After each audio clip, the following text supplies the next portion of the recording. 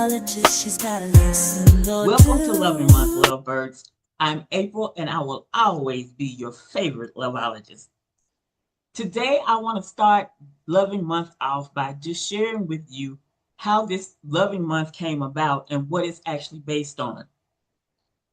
Well, this is based on the court case of Loving versus Virginia, where Mildred and Richard Loving wanted to get married, but because interracial or intercultural marriages were not legal in the United States, they actually had to leave Virginia and go all the way to DC so that they could be married legally. What transpired after they got married was just actually horrible. They ended up one night, the police came banging. They didn't even come banging on the door. They just busted in the house, busted into their bedroom. And even though they had a marriage certificate hanging on the wall, they were still arrested. And so we contribute the ability to marry interracially in the United States to Mildred and Richard Loving because it was their court case that made everything legal on June the 12th in 1967. But here at Authentic Love, we don't just celebrate June the 12th. We celebrate the whole month in honor of not only Richard and Mildred, but all the other people who have gone before us. Many people have actually shed blood, they've lost families, all kinds of things because of these laws that would not allow people to get married to anybody they wanted to get married to. And in some states, there was, when people were just dating, they were having a lot of trouble with the law and with people around them. So, yes, this is why I call it Loving Month because we celebrate the whole month, and I named it after the Lovings. If you check in your city or in your state, you'll probably find out where there are some special events going on where other couples or groups are actually celebrating during this month as well. Because remember, I gave you a post that said that one of the most valuable things you can do if you want to be in an interracial or intercultural relationship is to be in a community of like-minded people. And that is definitely why we're opening up the private Lovebird Lounge. But let me give you a little bit more information about what happened back before 1967. Well, first of all, it wasn't the whole entire United States that needed to make this legal. There was actually only 16 states in 1967 when it became legal. There were only 16 states that actually needed to change their laws. Now, I'm actually going to share with you some more things that you're not going to find out about if you go and watch the movie. And yes, it's called The Loving Movie. There's two of them out that I know of, but I suggest that you actually watch the original one. I prefer the original one. It has a lot of detail over the new one. So yes, my suggestion is that if you're going to watch it, watch the original one.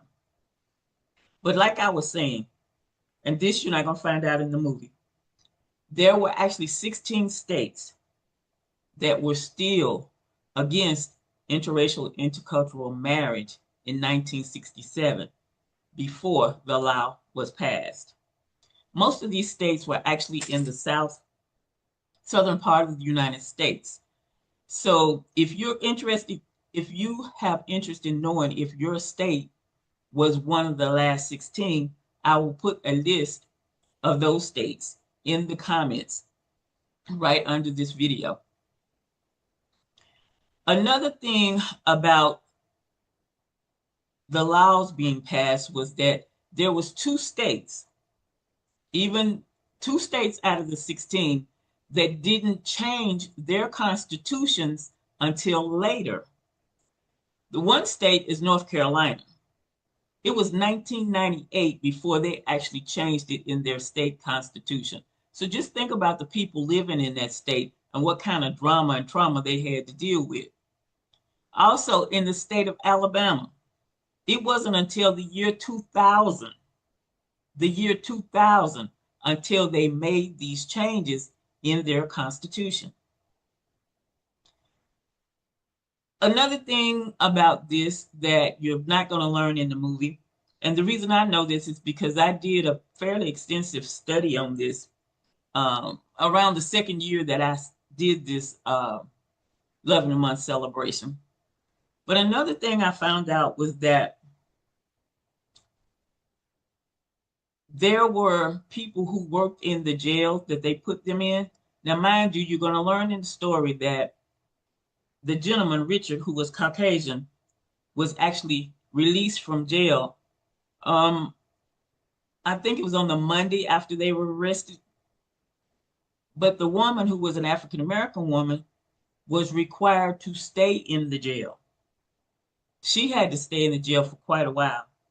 And according to some of the men who worked in the jail was actually horrible. And they were saying that the bathrooms didn't work. Well, the thing about it was not only that, but when they were arrested, she was actually pregnant. So if you can imagine her being pregnant and here in this filthy jail, all alone. Richard was gone because they had let him out. But when he got out, he was trying his best to figure out how he could get her out. He did not abandon her. So again, I don't want to just celebrate Richard and Mildred, but I want to celebrate all the people who have gone before us, because you have read a few things about what has happened to interracial couples, but let me tell you, they have gone through many things. I remember one year, and it may be 3 years back. Well, first of all, I live about an hour from one of the KKK offices here in my state. And I remember they were trying to have a rally. They did not get approved to have a rally or a parade. But in another city that's about an hour from me, somebody decided they wanted to approach a young Black woman. She was with her boyfriend at the time, and they wanted to say some of the wrong things to her. One of the men hit her, and then her boyfriend ended up getting in a fight with them. Once again, if you're interested in being in an interracial or intercultural relationship, one of the things that you've got to remember is that you got to have thick skin, and you've got to be aware of what's going on around you. But that does not decrease the love in your relationship. Let me tell you, it does not decrease the love in your relationship. But today I just wanted to share with you a few things about Loving Month, how it came about, what the foundation of it is, and why we celebrate it. If you look back in history, you will find a lot of people all the way back to slavery that were in interracial or intercultural relationships. And yes, they had to endure some things. And it is not the total norm yet. So one of the things I always teach is you want to be aware of your surroundings, and you want to make sure that you strengthen the relationship between the two of you. So let's move forward, and let me share with you some of the things that we're going to be doing this month celebrating Loving Month, because let me tell you, June is just an exciting month for me. Yes, it is. We are going to be having several discussions on various topics that a lot of people don't associate with interracial or intercultural dating, but they are things that are very prominent within these communities. We're going to talk about dating with a disability. We're going to talk about dating as a mature woman. Yes, I know some of y'all, when you think about interracial dating, you don't even think about women in their 50s, 60s, or 70s, do you?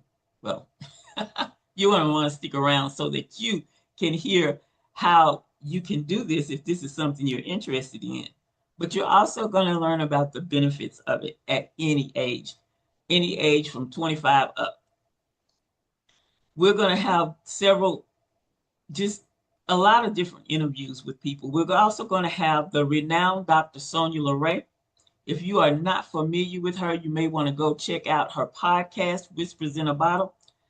But she is awesome with relationships, and we might be able to get her to share a few nuggets about how you can keep your interracial marriage going strong. Because let me tell you, she's got the wisdom, the knowledge, and the expertise.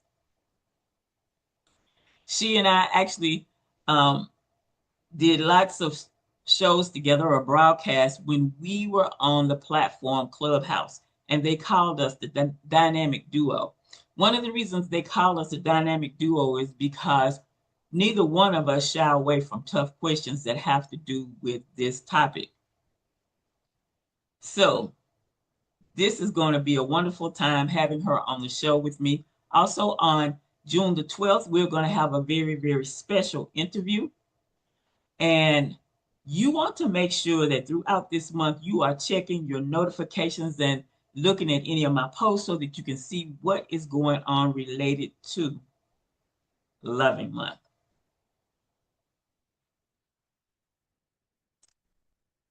And before I close, I want to throw this out there to you.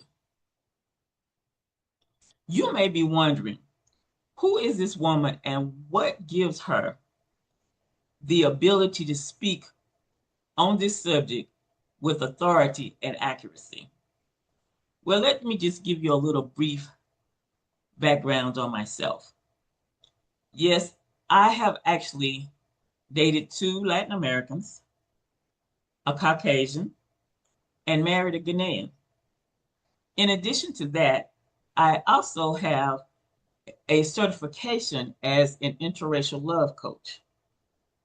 So yes, I even have my own stories to tell, or stories that I'm going to be relating to you so that you can get the benefit and you can move through your own interracial or intercultural experiences with ease.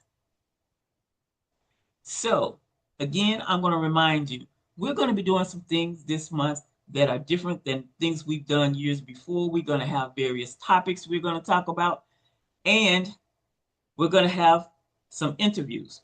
So make sure you're checking your notifications, my posts, and everything so that you can be a part. Another thing we're going to do is we're going to have some giveaways. And the only way you're going to be able to register for the giveaways is you're going to need to be on the show watching the replays.